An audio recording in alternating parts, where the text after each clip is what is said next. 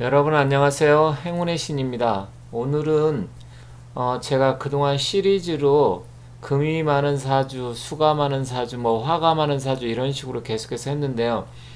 오늘은 목이 많은 사주에 대해서 알아볼까 합니다. 그래서 만약에 여러분들께서 사주에 목이 많다고 하면 목이 많았을 때 작용력이 어떻게 되고, 물론 시간상으로 이걸 자세하게 하려고 하면 최소한 1시간 내지 2시간을 해야 되기 때문에 어려운 면이 있습니다. 그러다 보면 많은 분들이 지루하시고, 또 실제로 어떤 내용인지 자세히 알 수도 없을 뿐만 아니라 어렵기 때문에 제가 그렇게 길게 할 수는 없고요.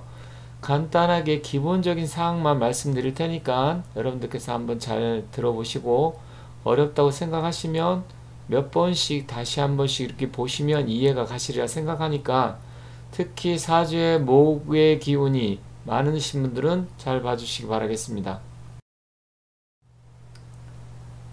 자기 사주에 어떠한 기운이 많은지 알려고 하면 스마트폰 애플리케이션 앱이라고 하죠. 거기서 만세력 치면 여러가지 만세력이 나옵니다. 그렇기 때문에 그것을 확인해 보시면 목화 토금수 여러가지 기운이 있는데 목이 어떤 건지 나와 있으니까 그걸 잘 보시면 될 것 같습니다.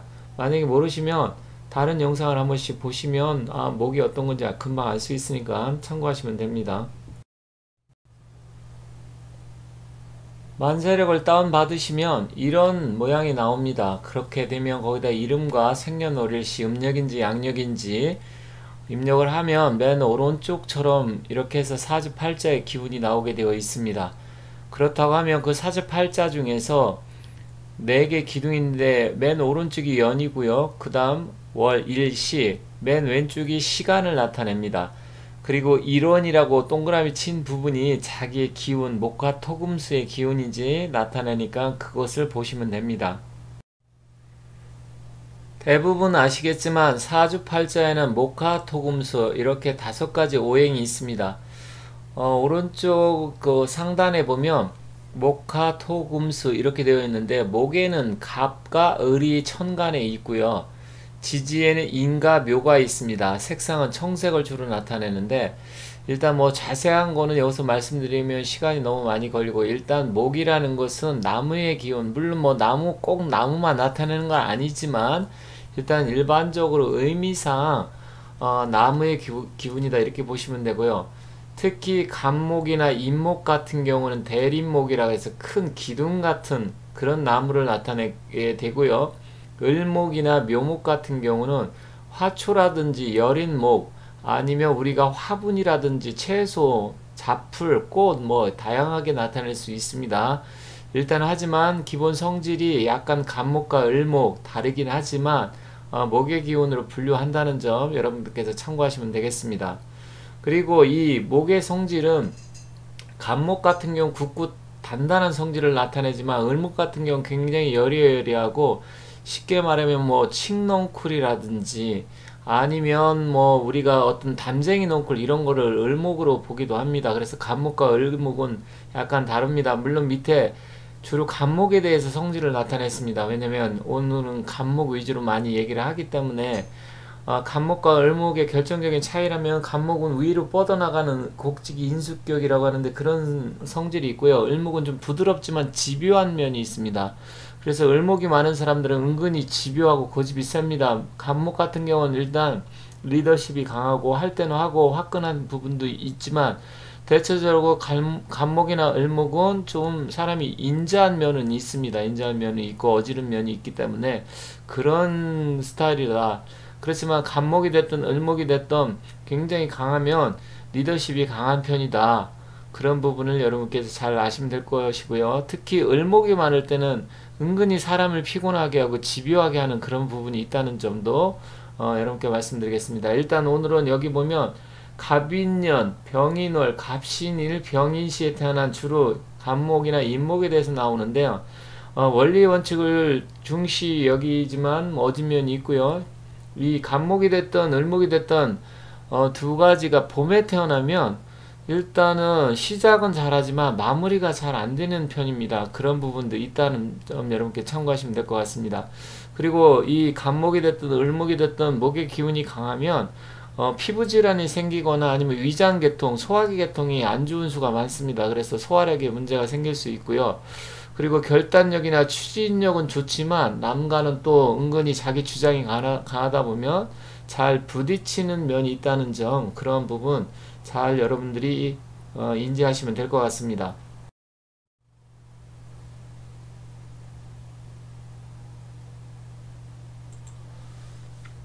그러면 실제 사주를 보면서 풀어보도록 하겠습니다. 자, 맨 오른쪽이 연이고요. 그 다음 월, 일, 시, 맨 왼쪽이 시간입니다. 시간. 그리고 이 일원이라고 한 게 그 사람의 주체성을 나타내는 일간인데, 이 사람은 간목의 기운을 갖고 목의 기운을 갖고 태어났고요. 인월에 태어났습니다. 즉 목의 기운에 해당되는 봄에 태어났기 때문에 태어난 연도도 갑인 해서 목의 기운이고, 태어난 그 달의 기운도 목의 기운, 그리고 시간도 인시에 태어났기 때문에 사주의 기운이 엄청나게 강한 걸 알 수 있습니다. 그렇지만 태어난 일지가 갑신일이다 보니까 이 신금은 절지에 해당합니다. 이랬을 때는 사주의 기운을 특징을 보면 인월에 태어나서 걸록경이라고 되어 있는데, 걸록격이고 비견겁재가 굉장히 강한 사주이죠. 이런 사람들은 고집이 세고 자기 주관이 강합니다. 하지만 재물에 운이 없어서 그걸 군비쟁제라고 하는데, 재물이 만약에 한계가 있다고 하면 정말로 차라리 이럴 때는 없는 게 난데, 있게 되면 정말로 재물 때문에 힘들게 되고, 남자 같은 경우는 철을 극하는 그런 기운이 많고, 의처증이라든지 의심, 자기 주관, 고집이 엄청나게 세기 때문에 배우자가 엄청나게 피곤해질 수 있습니다. 그렇지만 지장간에는 인목 속에 무병갑이라 그래서 무토가 숨어 있고요. 신금 중에서 역시 갑신일에 신금 중에도 무토가 다 숨어 있어서 결과적으로는 숨어 있는 재물, 무토 편재를 숨기고 있기 때문에 운이 잘 발달되면 굉장하게 대발이 돼서 갑자기 큰 돈이 들어올 수 있는, 횡재를 할 수 있는 그런 사주를 또 갖고 태어났습니다. 겉으로 보여지면 재물이 없지만 실제로 지장간 속엔 다 편재를 갖고 있기 때문에 실제로는 재물운이 없다고 볼 수는 없습니다. 다만 천간에 하나 튕겨져 나와서 있을 때는 오히려 더 문제가 되지만, 이렇게 숨어 있는 게 오히려 날 수도 있다.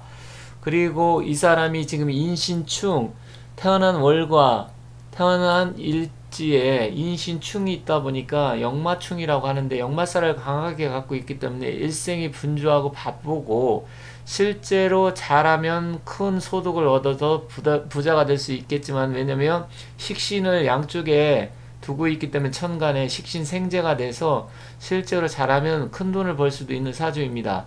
다만 배우자 공이 갑신일 절지에 배우자가 앉아 있는데, 원래는 이 신금이 이 사람한테는 용신이 돼야 됩니다. 가장 나쁜 기운인 걸록, 그러니까 목의 기운을 나무가 무성하게 되면 쳐줘야 되는데, 이 신금이 이럴 때는 먹다 금결이라 그래서 나무가 많게 되면 오히려 도끼가 문드러지는 그런 역할을 하게 돼서 실제로 제 역할을 못하게 됩니다. 오히려 그러면 배우자하고 사이가 더 안 좋아질 수 있고요.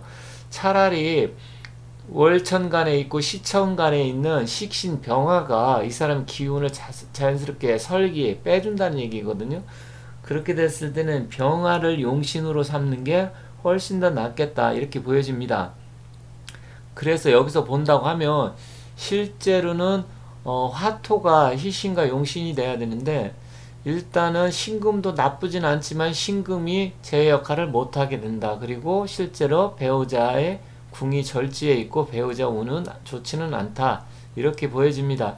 이런 식으로 이 목의 기운이 강했을 때는, 원래는 만약에 이 신금이 천간에 경금이 떠서 경신이라고 했을 때는, 그때는 이 경금이나 신금을 용신으로 봐야 되지만, 일단 신금이 천간에 떠 있지 않고 하다 보니까 세력이 약해서 실질적인 신금보다는 병화, 왜냐면 병화 같은 경우 양쪽에 식신을 갖고 있으면서도 인목 속에 무병갑, 병화가 숨어 있습니다. 그래서 이럴 때는 식신 상관이 용신이 된다. 그렇다고 하면 이 사람의 운은 여기 보면 7세 뭐 27, 37 이렇게 7단위로 가게 되는데요. 실질적으로 37세 이후 물론 4, 5미로 운이 흘러가기 때문에 이때 잠깐 반짝하지만 뒤로 갈수록 운이 정말로 안 좋은 사주다 이렇게 보여집니다.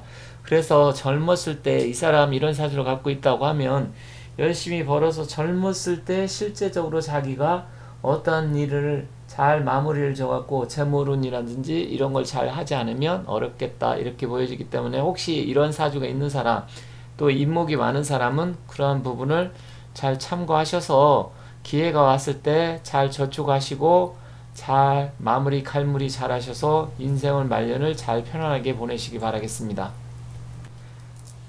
앞에서는 내가 태어난 날 나의 기운, 간목의 기운이 강했을 때 말씀드렸는데 이번에는 간목의 기운, 나무의 기운이 많지만 태어난 날이 개수, 그러니까 실제로 물의 날에 태어났는데 주위에는 조그만 연못에 큰 아름들이 우렁찬 나무들이 있는 그런 데다가 병인월에 태어났기 때문에 천간에 태양은 떠 있고 그러다 보니까 이 물이 말라가는 그러한 사주입니다. 이럴 때는 이 사람의 기운은 앞서 사주는 굉장히 신강한 사주였지만 이거는 굉장히 상관격으로 해서 신약한 사주로 볼 수 있습니다. 이렇게 상관이 강한 사람들은 어떤 특징이 있냐면 자기 주장이라든지 은근히 말빨이 세서 다른 사람보다는 자기가 우선적으로 어떤 것을 말을 하고 추진하고 누르려고 하는, 그리고 법 같은 경우도 은근히 무시하려고 하고요. 직업의 운이 굉장히 안 좋은 경우가 많습니다.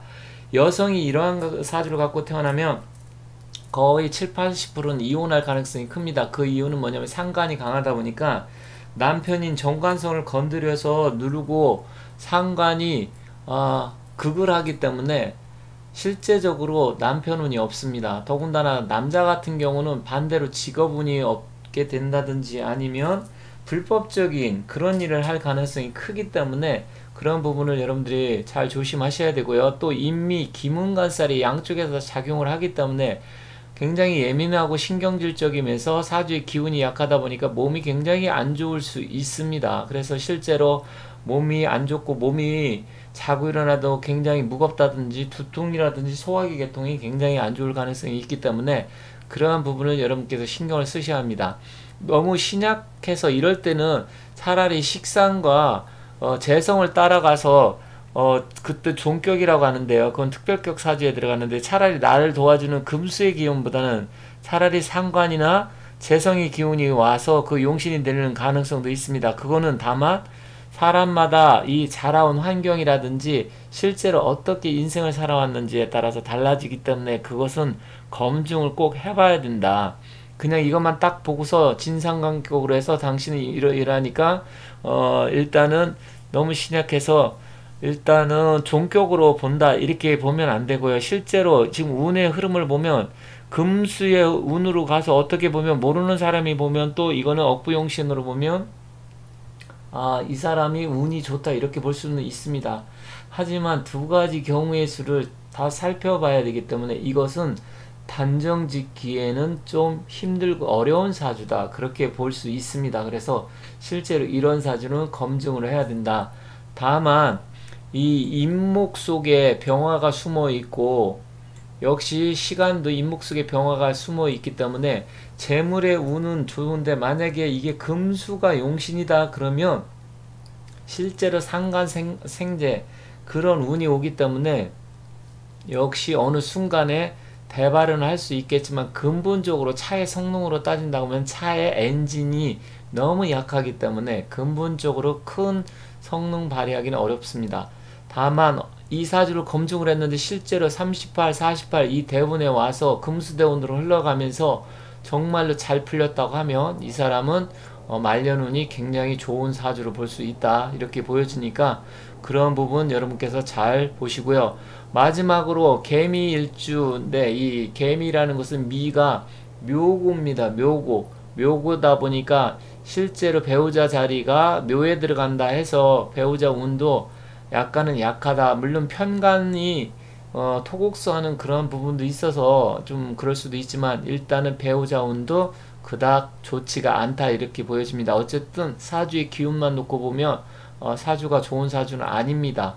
그래서 어느 한쪽으로 이렇게 기운이 치우쳐 버리면 안 좋은 경우가 많으니까 사주는 목화토금수 오행의 기운과 음양 조화가 잘 이루어지는 게 아무래도 인생을 살아가는데 나름대로 좋을 수 있다. 하지만 이런 사주들이 한번 좋은 운이 오면 대발할 수 있다. 이런 점은 좋은 점이라 할 수 있으니까 참고하시기 바라겠습니다. 이렇게 해서 오늘은 오행 중에서 목의 기운, 물론 나무의 기운이라고 하지만 꼭 나무만을 뜻하는 건 아니지만 일단 목의 기운이 강한 사람에 대해서 자기가 목의 기운을 갖고 태어났을 때 나는 목의 기운이 아니지만 주위에 목의 기운이 많았을 때 어떠한 작용을 하는지 간단하게 살펴봤습니다. 약간 어려울 수도 있는 주제이지만 여러분들께서 천천히 다시 한번 들어보시고요. 제가 좀 많은 걸 전달하다 보니까 말을 좀 빨리 한 점 양해 부탁드리겠습니다. 아무튼 제가 천천히 또 다른 때 반복해서 다시 올려놓을 테니까 사주에 관심 있고 목의 기운에 관심 있는 사람들은 잘 봐주시기 바라겠습니다. 아무튼 시청해 주셔서 감사드리고요. 저는 다른 영상을 갖고 다시 찾아뵙도록 하겠습니다. 감사합니다.